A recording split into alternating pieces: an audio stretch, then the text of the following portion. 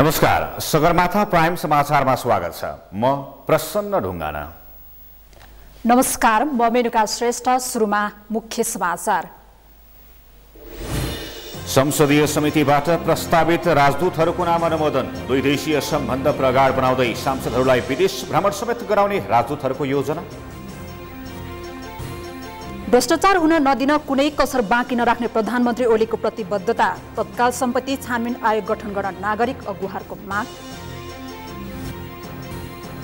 संहिता लागू भएपछि पहिलो पटक अन्तर प्रदेश परिषदको बैठक सुरु। प्रधानमन्त्रीले भने खासै महत्त्व नदिएको मुख्यमन्त्रीहरूको गुनासो। भारतीय तीर्थालु पाकिस्तानको कतासराज धाम दर्शनका लागि प्रस्थान।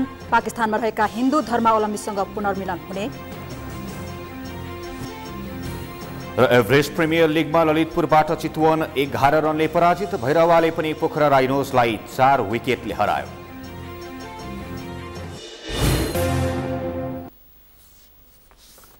अब समाचार विस्तारमा। भ्रष्टाचार विरुद्धको अन्तर्राष्ट्रिय दिवसका अवसरमा अख्तियार दुरुपयोग अनुसन्धान आयोगले काठमाडौँमा गरेको कार्यक्रममा प्रधानमन्त्री ओलीले म भ्रष्टाचार गर्दिन भन्ने आफ्नो प्रतिबद्धता 100% कार्यान्वयन गरेको दावी गर्नु भएको छ। ओलीले आफू मात्रै नभई सरकारी संयन्त्रका कसैलाई भ्रष्टाचार गर्न नदिन कुनै पनि कसर बाँकी नराख्ने प्रतिबद्धता जनाउनुभयो। भ्रष्टाचार नियन्त्रणका लागि कडा कदम चाल्न प्रधानमन्त्री ओलीले सम्बन्धित निकायलाई सचेत समेत गराउनुभयो।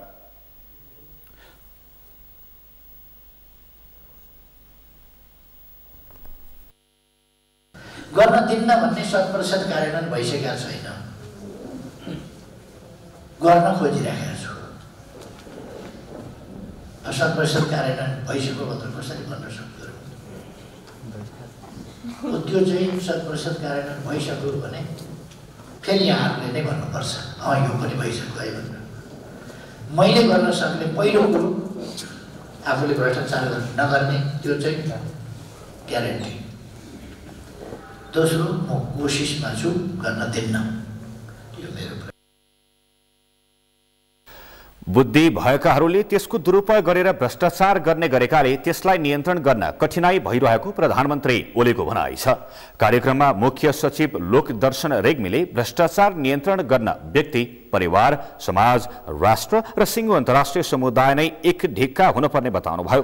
यस्तै अख्तियारका प्रमुख आयुक्त नवीन कुमार घिमिरेले योजनाहरूको सम्झौता गरेर काम नगर्ने ठेकदारलाई नछाड्ने धारणा राख्नुभयो। अख्तियार दुरुपयोग अनुसन्धान आयोगले भ्रष्टाचार विरुद्धको अन्तर्राष्ट्रिय दिवस हरेक वर्ष मनाउँदै आएको छ।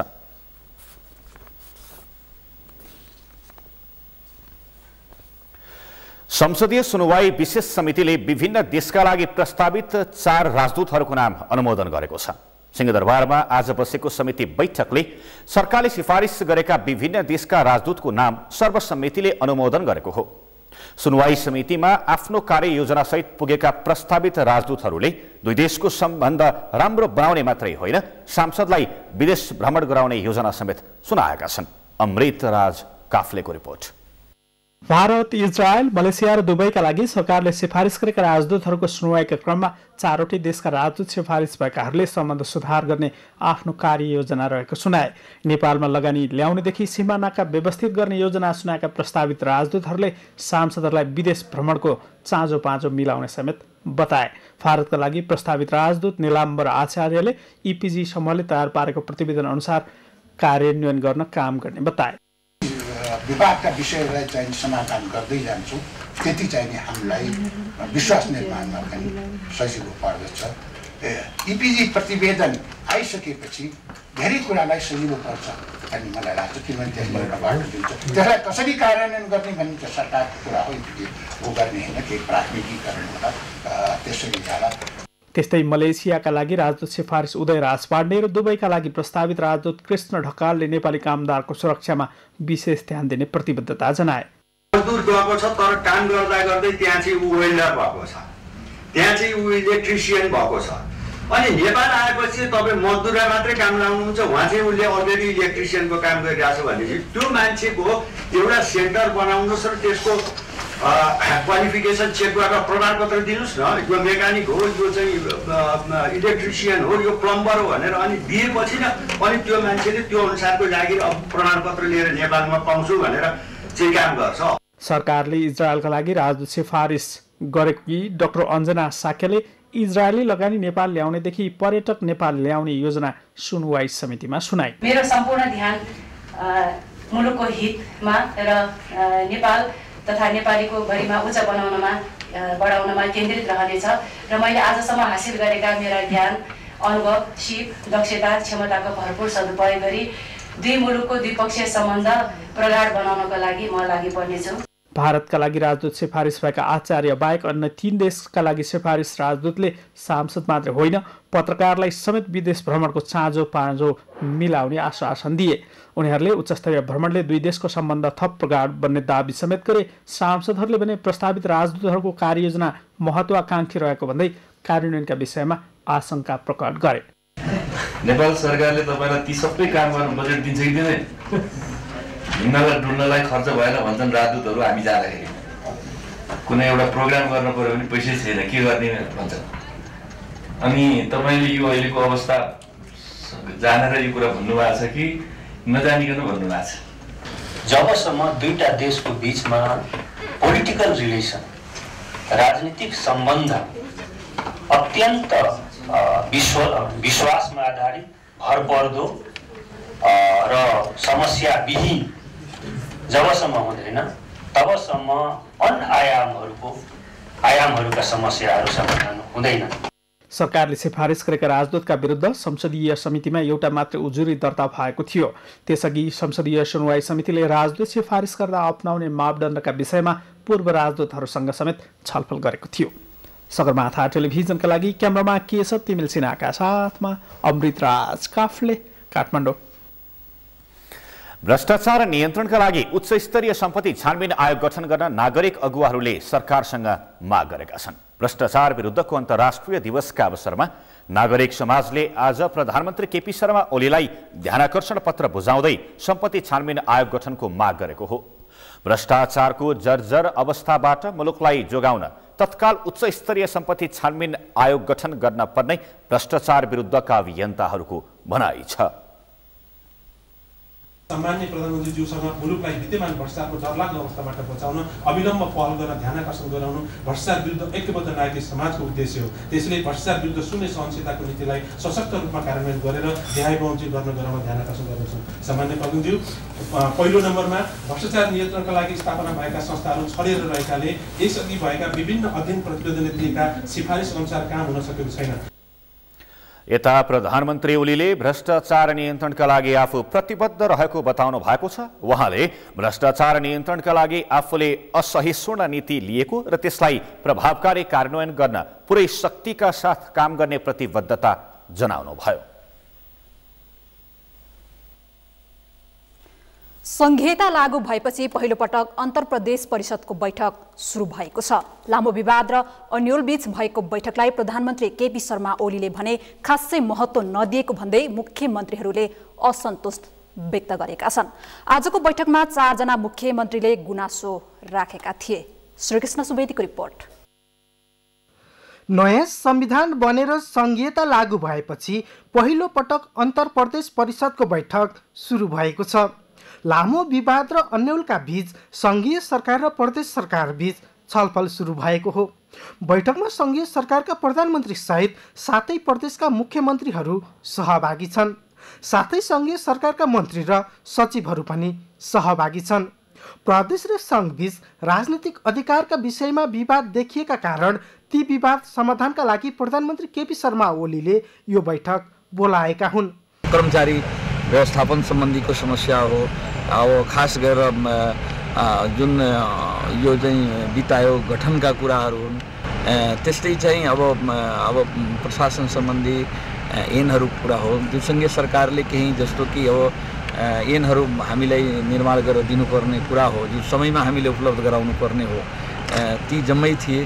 र हामी चाहिँ अब समग्रतामा भन्ने हो भने हामीले जुन किसिमका समस्याहरू अहिले चाहिँ भोगिराखेका छौँ त्यसमा धेरै कुराहरू छन्। विकास निर्माण कार्य अहिले पनि संविधानले जुन कुरालाई हामीलाई निर्देशित गरिसकेको छ त्यो अनुसार हुन नसकेको। पछिल्लो समय 7 प्रदेशका मुख्यमन्त्रीहरूले पोखरामा भेला आयोजना गरेर संघीय सरकारले अधिकारहरू नदिएको गुनासो गरेका थिए। साथै 9 बुँदे साझा समस्याको लिस्ट तयार पारेका थिए। त्यसैगरी प्रदेश प्रहरी ऐन बारे प्रदेश नम्बर 2 र संघीय सरकार बीच विवाद भइरहेको छ। प्रदेश र संघको विवाद टुङ्गाउन गत भदौ 25 मा बोलाइएको अन्तर प्रदेश परिषदको बैठक प्रधानमन्त्री केपी ओलीले स्थगित गरेपछि अहिलेसम्म बस्न सकेको थिएन। संविधानको धारा 234 मा अन्तर प्रदेश परिषदको व्यवस्था छ। सोही व्यवस्था अनुसार पहिलो पटक बैठक बसेको हो। संघीयता कार्यान्वयनको विषयलाई केन्द्रमा राखेर विषयवस्तुहरू प्रस्तुत गरिएको छ र त्यस उप प्रदेश सरकारका मुख्यमन्त्रीज्यूहरूले बोल्ने कुरा जारी छ। उहाँहरूले आफ्ना समस्याहरू सुझावहरू गर्नुपर्ने कामहरू खास गरिकन कर्मचारी सङ्गठनको संरचनाको विषय, बजेटका विषयवस्तुहरू, कतिपय कानुनका कुराहरू, यी सबै विषयवस्तुहरू सविस्तार र विस्तृत रूपमा राख्नु भएको छ। संघ र प्रदेशबीच कुनै पनि अधिकारका विषयमा विवाद भएमा त्यसलाई समाधान गर्नका लागि अन्तर प्रदेश परिषदको परिकल्पना संविधानले गरेको हो। प्रधानमन्त्री अध्यक्ष रहने परिषदमा 9 जना सदस्य रहनेछन्। सातै प्रदेशका मुख्यमन्त्रीहरू यसका सदस्य रहन्छन्। साथै संघीय सरकारका गृहमन्त्री र अर्थमन्त्री पनि प्रदेश परिषदको सदस्य रहने संवैधानिक व्यवस्था छ। तर पहिलो पटक बैठक सुरु हुन साथ प्रधानमन्त्री ओली बाहिरिएर अन्तिम समयमा मात्र आएको भन्दै मुख्यमन्त्रीहरूले भने असन्तोष व्यक्त गरेका थिए। सगरमाथा टेलिभिजनका लागि क्यामेरा पर्सन सुरेन्द्र राउतका साथ श्रीकृष्ण सुवेदी, काठमाडौँ। बलात्कारपछि हत्या गरिएकी कञ्चनपुरकी 13 वर्षीय निर्मला पन्तको न्यायका लागि दबाब दिन भन्दै आज माइतीघर मण्डलामा प्रदर्शन गरिएको छ। अन्तर्राष्ट्रिय मानव अधिकार दिवसको पूर्व सन्ध्यामा सामाजिक अभियन्ताहरूले प्रदर्शन गरेका हुन्। संविधानमा नै उल्लेख मानव अधिकारको हकलाई गम्भीर रूपमा लिँदै निर्मलाका परिवारलाई न्याय दिलाउनु पर्ने उनीहरूको भनाइ छ। प्रदर्शनमा सहभागीहरूले सरकारलाई दोषी पत्ता लगाउन राज्यको ध्यानकर्षण गराउँदै निर्मलाका परिवारलाई न्याय दिनुपर्ने भन्दै प्लेकार्ड प्रदर्शन गरेका थिए। यसैबीच बालिका निर्मला पन्तका हत्या र पत्ता लगाउन नसकेको भन्दै नेपाल महिला संघले गृहमन्त्री रामबहादुर थापाको राजीनामा माग गरेको छ। संघले आज काठमाडौँमा पत्रकार सम्मेलन गर्दै निर्मलाको हत्या र पत्ता लगाउन सरकार सफल नभएको आरोप लगाएको छ। पत्रकार सम्मेलनमा संघकी महासचिव तथा राष्ट्रिय सभाकी सदस्य धना खतिवड़ाले नक्कली अभियुक्त खडा गरेर निर्मला पन्तका वास्तविक हत्यारालाई सरकारले उन्मुक्ति दिन खोजेको आरोप लगाउनुभयो। यो सन्देश र अब नेपाल महिला संघ चुप लागेर बस्दैन। एउटा निर्मला पन्तको हत्यालाई हामीले चाहिँ अगाडि ल्याउन, हत्यारालाई ल्याउन सकेका छैनौँ र दबावमूलक कार्यक्रमहरू पुगेन जस्तो लाग्यो। महिला हिंसा विरुद्ध 16 दिने राष्ट्रिय अभियान जारी रहेको बताउँदै खतिवड़ाले राज्यले महिलालाई अधिकार दिएको भए पनि व्यवहारमा महिलाहरूले अधिकार नपाएको धारणा राख्नुभयो। नवलपरासीको सुनवलमा आज बिहान भएको सवारी दुर्घटनामा 2 जनाको मृत्यु भएको छ। आज बिहान सुनवल 4-12 घरे स्थित पूर्व पश्चिम महेन्द्र राजमार्गमा लु 1 ख 6794 नम्बरको ट्याङ्करले G15P3492 नम्बरको मोटरसाइकललाई टक्कर दिँदा मोटरसाइकलमा सवार 2 जनाको मृत्यु भएको हो। दुर्घटनामा मोटरसाइकल चालक पोखरा महानगरपालिका 16 लामाचोर बस्ने 29 वर्षीय प्रवीण गुरुङ र सोही ठाउँका 26 वर्षीय विनोद बानियाको मृत्यु भएको प्रहरीले जनाएको छ। सगरमाथा प्राइम समाचारमा एकैछिन विश्रामपछि लिएर आउनेछौँ। झापामा 8 वर्षदेखि भवन निर्माण अधुरो, विकासले कामको ठेक्का ओगट्ने ठेकेदारलाई कारबाही हुन सकेन, काम नगर्ने ठेकेदारको मनोबल झाँगिँदै। यातायात समितिहरूलाई कम्पनीमा दर्ता हुने म्याद सकिन 7 दिन बाँकी, कम्पनीमा जाने सवारी साधनको संख्या भने एकदमै न्यून। र अर्थमन्त्रीको राजीनामा माग्दै शेयर लगानीकर्ताहरू अनसनमा, अर्थमन्त्रीले पुँजी बजारलाई अस्तव्यस्त बनाएको आरोप। विश्रामपछि सगरमाथा प्राइम समाचारमा स्वागत छ। अब बाँकी समाचार। झापाको मेचीनगर नगरपालिका 11 मंगली स्थित बलभद्र माध्यमिक विद्यालयको भवन निर्माण 8 वर्षदेखि अलपत्र परेको छ। ठेकेदारको लापरवाहीका कारण र सम्बन्धित निकायले समेत चासो नदेखाएका कारण भवन निर्माण पूरा हुन नसकेको हो। झापाबाट शिशिर चम्लागाईको रिपोर्ट। निर्माण व्यवसायको चरम लापरवाहीले झापामा 8 वर्ष अघिबाट निर्माण सुरु गरिएको विद्यालय भवन अधुरो हुन पुगेको छ। भारतीय राजदूतावासको 3 करोड 28 लाख रुपैयाँको अनुदान सहयोगमा तत्कालीन जिल्ला विकास समिति झापाले 2066 सालमा विद्यालयको भवन निर्माणको ठेक्का लगाएको थियो। काठमाडौँको तुलसीभक्त निर्माण सेवाले 15 महिनामा निर्माण सम्पन्न गर्ने गरी 2 करोड 66 लाख रुपैयाँमा ठेक्का सम्झौता गरेको थियो।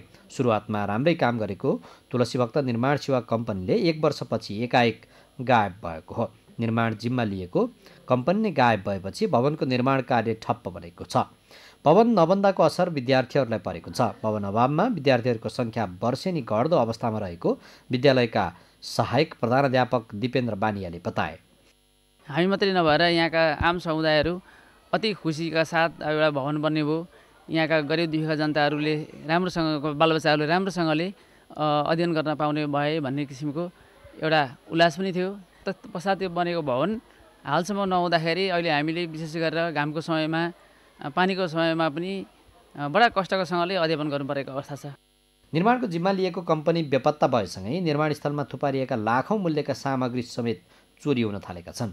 निर्माण जिम्मा लिएको कम्पनी बेपत्ता भएको भन्दै अभिभावकसहित स्थानीय धेरै पटक तत्कालीन जिल्ला विकास समिति लगायत सम्बन्धित निकायहरूमा गएको भए पनि आश्वासन मात्रै पाएको अभिभावकको गुनासो छ।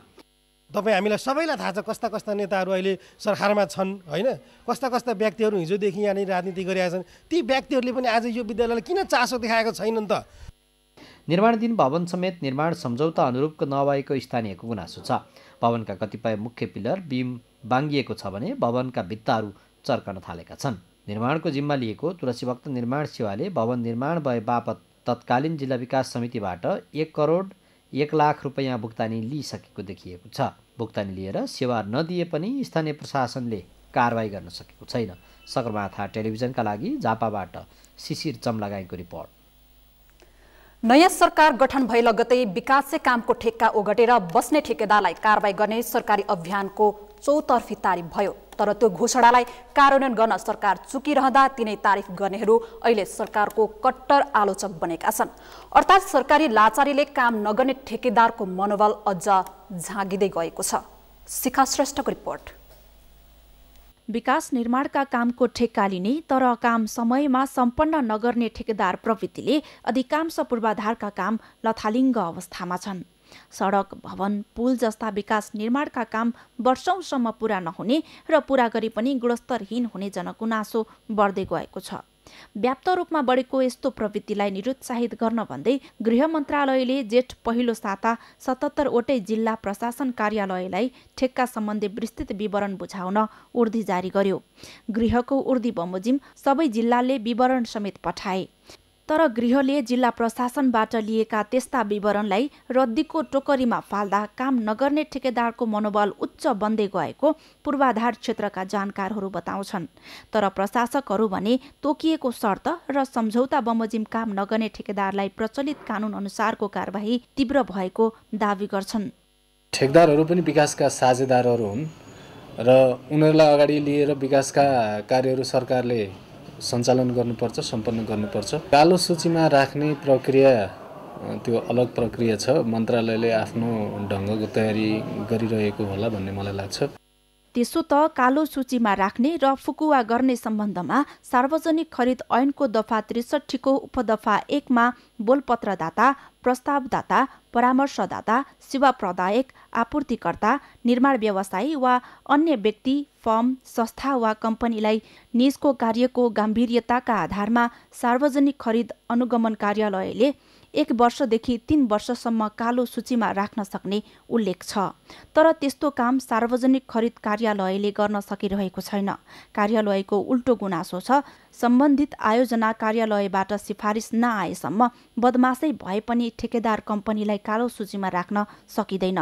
तर जानकारहरू भने राजनीतिक र निर्माण व्यवसायीको दबाव थेक्न नसकेर सरकारले रवाफमा ल्याएको अभियानलाई आफै कार्यान्वयनमा चुकेको दावी गरिरहेका छन्। निर्माण व्यवसायी समेत जानकारहरूको यस्तो तर्कलाई अस्वीकार गर्ने अवस्थामा छैनन्। सरकारको सबभन्दा बढी कमजोरी त इम्प्लोयरकै छ।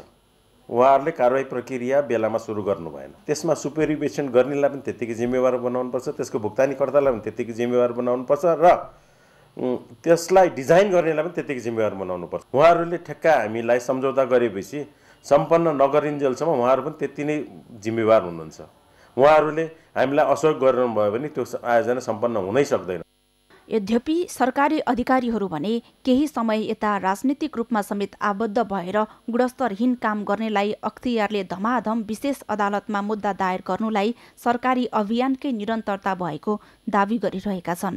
अख्तियारले पूर्व सांसद तथा राप्रपाका नेता समेत रहेका कालिका कन्स्ट्रक्सनका सञ्चालक विक्रम पाण्डे र त्यसअघि वर्तमान सांसद समेत रहेका सत्तारूढ संघीय समाजवादी फोरमका नेता हरिनारायण रौनियार विशेष अदालतमा मुद्दा दायर गरिसकेको छ। तर शक्तिको भोग विलासमा रमाउने नेताहरूकै आडभरोमा बसेका बदनाम ठेकेदार कारबाहीको दायरामा नआएसम्म एकाधलाई दायर गरिएको मुद्दा बदमाश ठेकेदारहरूको कारबाही हुन नसक्ने मतहरू बाक्लिँदै जान थालेका छन्।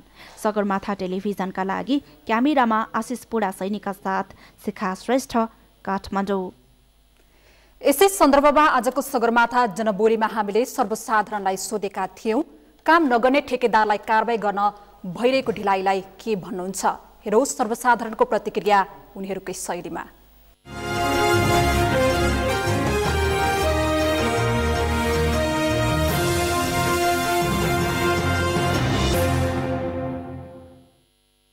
जति पनि केलाउँदै जाँदा जति पनि आउँछ अब कारबाही कसलाई गर्नु पर्यो, त्यही घरभित्रकै त्यही एउटै थालमा खाने त्यही सांसद मन्त्री तिनीहरू नै छन्। अब तिनीहरूलाई कसरी कारबाही गर्ने? त्यसै कारण अलि सरकारलाई नै अप्ठ्यारो परेर होला यस्तो नगरेको।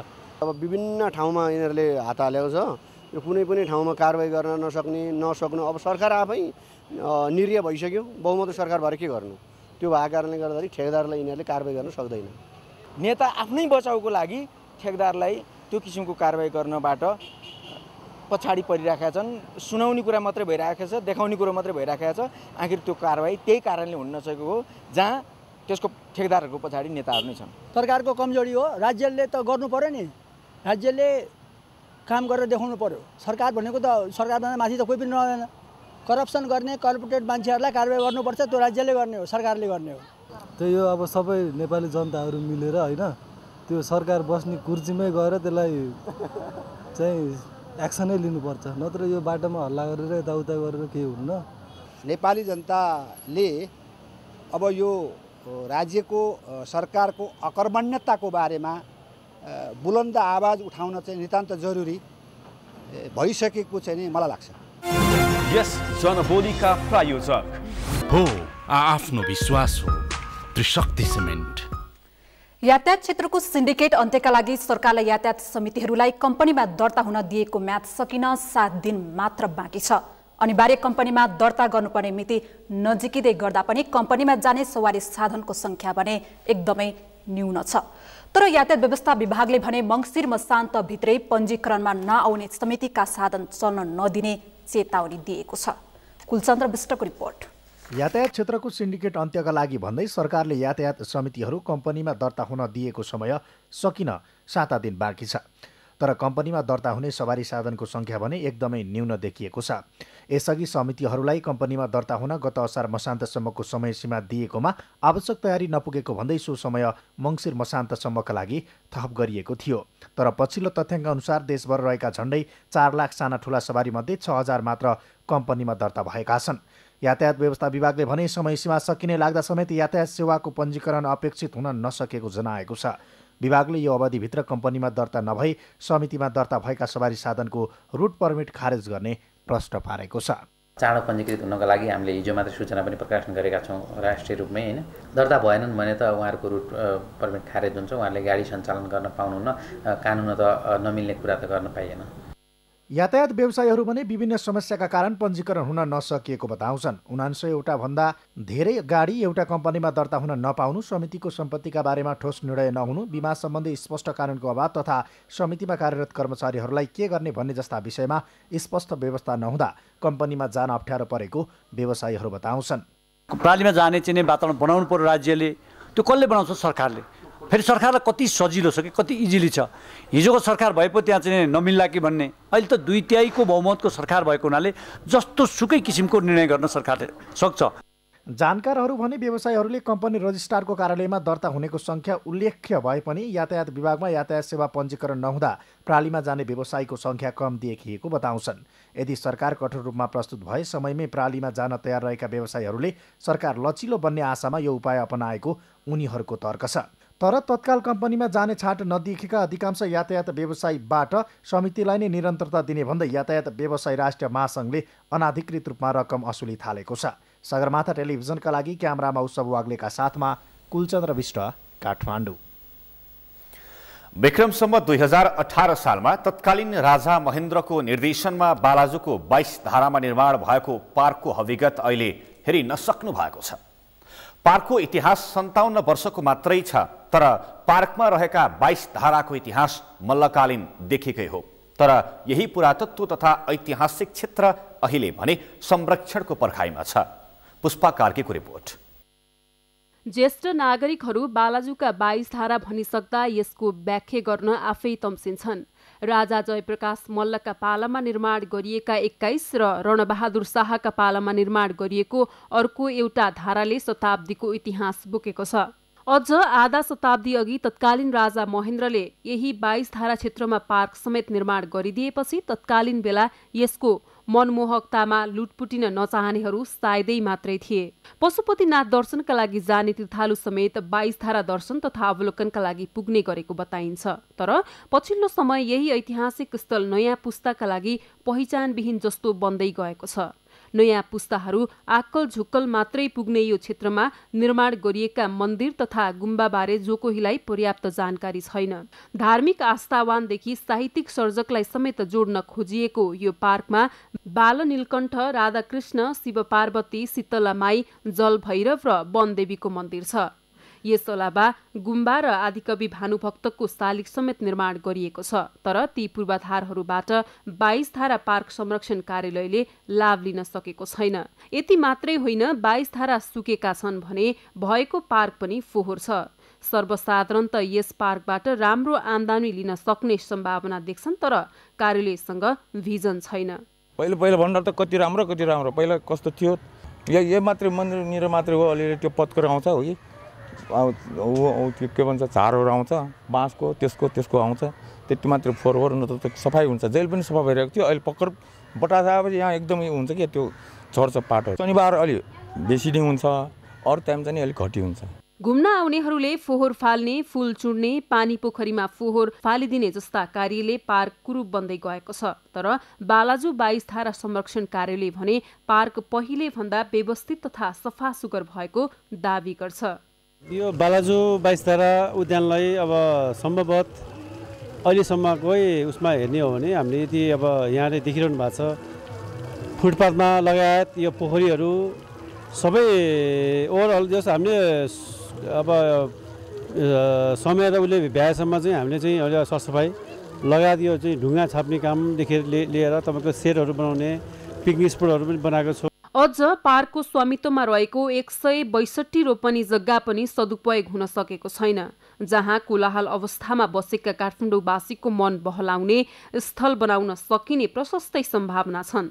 तर त्यस किसिमको पूर्वाधार निर्माणमा समेत सरकारवालाको ध्यान जान सकेको छैन। तथापि यस क्षेत्रमा हरेक वर्ष चैत्र शुक्ल पूर्णिमाका दिन हिन्दू तथा बौद्ध धर्मावलम्बीको संयुक्त आयोजनामा लाग्ने मेलाले यसको अस्तित्व टिकाइरहेको कतिपयले बताउँदै आएका छन्। चैत्र शुक्ल पूर्णिमाका दिन यहाँका 22 वटै धाराबाट स्नान गरे मुक्तिनाथ तथा गोसाईकुण्डबाट स्नान गरे बराबरको पुण्य प्राप्त हुने जनविश्वास रहँदै आएको छ। यस समय बाहेकको समय 22 धारा पार्क नजिकको तीर्थ हेला भनिए झैँको अवस्थामा पुगेको छ, जुन सरकारी स्तरबाट यसको विकासमा ध्यान नदिँदाको परिणाम हो। सगरमाथा टेलिभिजनका लागि क्यामेरामा अमित मचामसीका साथ पुष्पा कार्की, काठमाडौँ। मिथिला र अयोध्याको पौराणिक सम्बन्धलाई निरन्तर प्रगाढ बनाउने एक मुख्य महोत्सव हो विवाह पञ्चमी। त्रेतायुगमा भगवान श्रीराम र माता जानकीको विवाह भएको मान्यता अनुसार प्रत्येक वर्ष आयोजना हुने विवाह पञ्चमी महोत्सवले नेपालको जनकपुर धाम र भारतको अयोध्यालाई जोड्ने सेतुको काम गर्दै आएको छ। तर दुवै शहरलाई अब भने सरल तरिकाले जोड्ने पूर्वाधार निर्माणको प्रक्रिया समेत अघि बढेको छ। पुरन शाहको रिपोर्ट। दर्शकबिन हामी भारतको उत्तर प्रदेश स्थित पवित्र भूमि मर्यादा पुरुषोत्तम भगवान श्री रामचन्द्रको जन्मभूमि अयोध्यामा छौँ। अयोध्या र जनकपुर धामको पौराणिक सम्बन्ध विवाह पञ्चमीले जोडेको छ। यसपालि विवाह पञ्चमी महोत्सवमा उत्तर प्रदेशका मुख्यमन्त्री योगी आदित्यनाथ सहभागी हुने भएपछि अयोध्या र जनकपुर धाममा विशेष चर्चाको विषय बनेको छ। हामी अयोध्या यस कारणले आइपुगेका छौँ। जनकपुर धाम र अयोध्याको सम्बन्ध कस्तो छ, यसलाई कसरी अगाडि बढाउन सकिन्छ, यहाँको साधु सन्तको मनसाय बुझ्ने र उत्तर प्रदेशका मुख्यमन्त्री योगी आदित्यनाथ कसरी सहभागी हुँदै हुनुहुन्छ यस विषयमा पनि जानकारी लिनका लागि हामी उत्तर प्रदेशमा छौँ। त्रेतायुगमा भगवान श्रीराम र माता जानकीको विवाह भएको मान्यता अनुसार प्रत्येक वर्ष आयोजना हुने यस विवाह पञ्चमी महोत्सवले नेपालको जनकपुर धाम र भारतको अयोध्यालाई जोड्ने काम गरेको छ। दुवै देशका जनप्रतिनिधि र सरकारले दुवै सहरलाई धार्मिक र सुन्दर सहरको रूपमा विकास गर्नुपर्नेमा अब जोड दिन समेत थालेका छन्। सडक मार्ग, रेल मार्ग र हवाई मार्गको अवधारणा समेत अगाडि बढ्न थालेको छ। अयोध्या नगर निगमका मेयर ऋषिकेश उपाध्यायले दुवै नगरलाई भगिनी सहरको रूपमा विकास गर्न आफूहरू तयार रहेको जनाएका छन्। और हम भी प्रयास करेंगे, माननीय मोदी जी को भी, माननीय मुख्यमंत्री जी के माध्यम से मैं भी पत्र लिखूंगा कि जो हम दोनों नगरी को बहुत सुंदर बनाने का सपना था, जो सांस्कृतिक, आध्यात्मिक, जितने भी प्रकार के मेरे 10 बिंदुओं पर समझौते हुए थे, उसको और आगे बढ़ाकर उस पर गति दिया जाए और उस पर काम भी किया जाए, ऐसा मैं भी प्रयास करूंगा। दुवै नगरको विकास र अहिलेसम्मको सम्झौता कार्यान्वयनका लागि उत्तर प्रदेशका मुख्यमन्त्री योगी आदित्यनाथ र भारतीय प्रधानमन्त्री नरेन्द्र मोदीसम्मलाई समेत स्वयं पत्र लेख्ने मेयर उपाध्यायले बताएका छन्। भारत उत्तर प्रदेशका मुख्यमन्त्री योगी आदित्यनाथले जनकपुर धाम र अयोध्या नेपाल र भारतलाई जोड्ने अटुट सेतु रहेको भन्दै दुवै नगरको विकासका लागि जस्तोसुकै सहयोगका लागि तयार रहेको बताइसकेका छन्। प्राचीन मार्ग को लोगों ने आज भी अपनी स्मृतियों में सजो के रखा हुआ है और हमारी जब केंद्र में सरकार आई थी, मोदी जी प्राइम मिनिस्टर बने थे, तो हम लोगों ने प्राथमिकता के आधार पर इस मार्ग को रखा था कि यह मार्ग बनना चाहिए, 4 लेन का बनना चाहिए और बहुत अच्छा मार्ग यह प्रारंभ अपने भारत के अंदर प्रारंभ हम कर चुके हैं, यूपी के अंदर प्रारंभ कर चुके हैं और हम लोग चाहते हैं कि ये सीतामढ़ी होते हुए सीधे वहाँ तक जाए, जनकपुर तक जाए।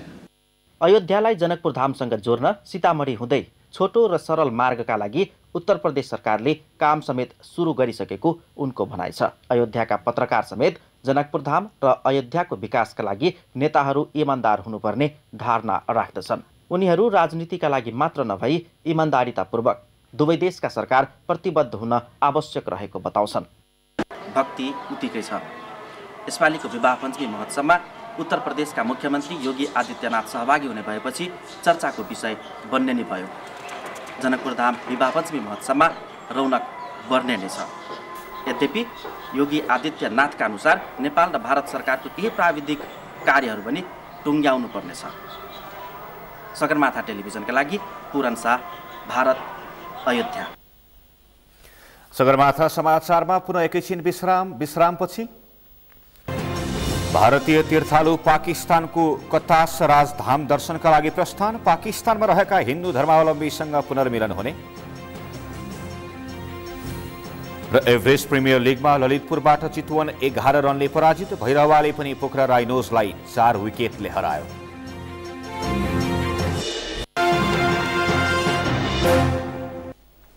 शरद भेष्वाकरको कप्तानीमा भइरहेको भैरवा ग्लाडिएटर्सले तेस्रो संस्करणको Everest premier league EPL T20 क्रिकेटमा विजयी सुरुवात गरेको छ। आज सम्पन्न खेलमा कायल जेम्स कोटजरको कप्तानीमा रहेको पोखरा राइनोजलाई 4 विकेटले पराजित गर्दै भैरवाले सुखद सुरुवात गरेको हो। कीर्तिपुर स्थित ट्यु क्रिकेट मैदानमा भारतीय ब्याट्सम्यान रवि इन्दर सिंहले शतकीय इनिङ्स खेलेपछि पोखराले दिएको 216 रनको फराकिलो लक्ष्य भैरवाले 19 ओभर 5 बलमा 6 विकेट गुमाएर पूरा गर्यो। भैरवाको जितमा रविले अभिजित 125 रन बनाए। अब मौसम सम्बन्धी जानकारी। इस मौसम समाचार का प्रायोजक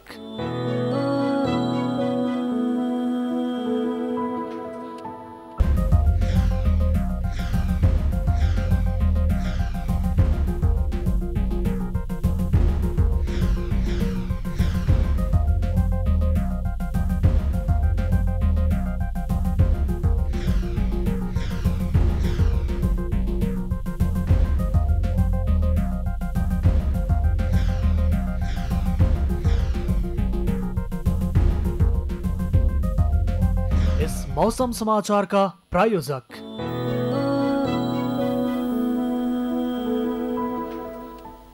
यो सँगै हामी प्राइम समाचारको अन्त्यमा छौं। अन्त्यमा मुख्य समाचार फेरि एकपटक। संसदीय समितिबाट प्रस्तावित राजदूतहरूको नाम अनुमोदन। दुई देशीय सम्बन्ध प्रगाढ बनाउँदै सांसदहरूलाई विदेश भ्रमण समेत गराउने राजदूतहरूको योजना। भ्रष्टाचार हुन नदिन कुनै कसर बाँकी नराख्ने प्रधानमन्त्री ओलीको प्रतिबद्धता। तत्काल सम्पत्ति छानबिन आयोग गठन गर्न नागरिक अगुवाहरूको माग।